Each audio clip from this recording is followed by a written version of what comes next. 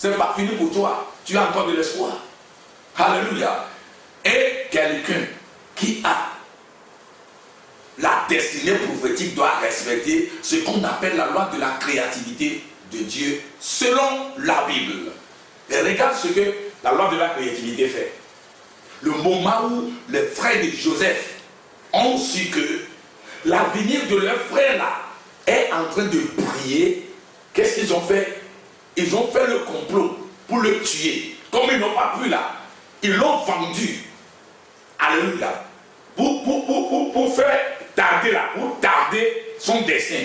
Mais il ne peut pas bloquer ça. Eux, selon eux, ils sont en train de planifier pour bloquer ça. Que si on l'amène en captivité, là, il serait là-bas, il ne peut pas devenir ce qu'il rêvait de devenir. Non, mon frère.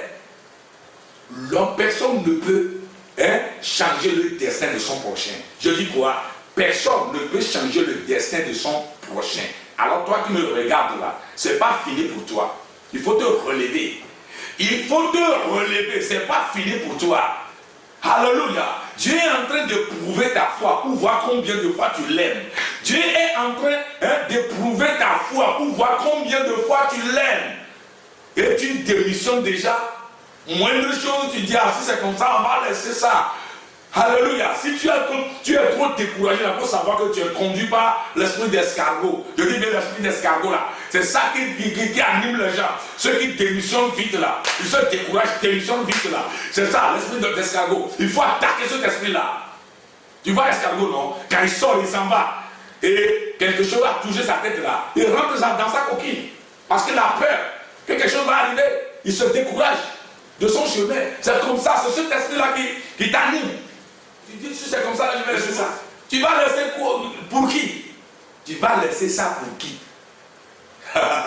La chose là, c'est que le chemin là, c'est pour toi. C'est toi qui vas parcourir ce chemin là. Et tu dis, je vais laisser ça à qui? À moi. C'est à moi. Moi, je ne peux pas gérer ton destin. C'est ton destin. Alors, réveille-toi. Mon fils, je dis bien, réveille-toi. Il ne faut pas dire que c'est fini pour toi. Pasteur, évangéliste, prophète, apôtre. Réveille-toi. Je dis bien quoi? Réveille-toi.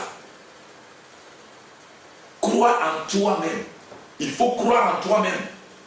En ce moment-là, quand ils m'ont renvoyé là, tu sais, c'est une femme veuve qui vendait les choses là, ce qu'on appelle communément djenou là.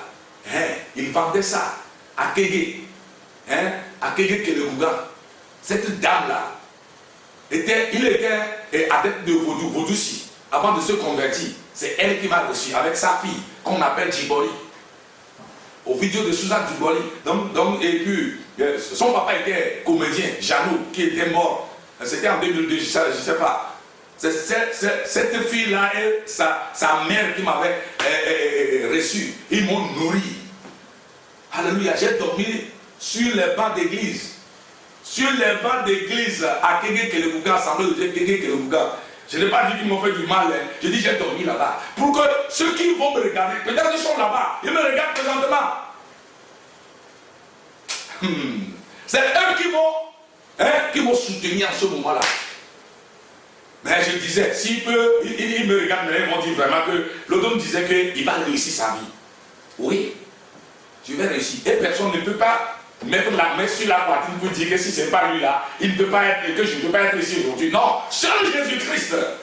Alors, décide-toi. Ce n'est pas fini, je vais revenir pour continuer l'enseignement. Mais toi là, qui me regarde là, réveille-toi. Je vais prier en même temps pour toi. Si tu me regardes, tu n'as pas encore Christ dans ta vie là. Tu vas répéter cette prière après moi. Et après ça, je vais prier pour que toutes les prophéties que j'ai lancées sur ta vie va réussir au nom de Dieu.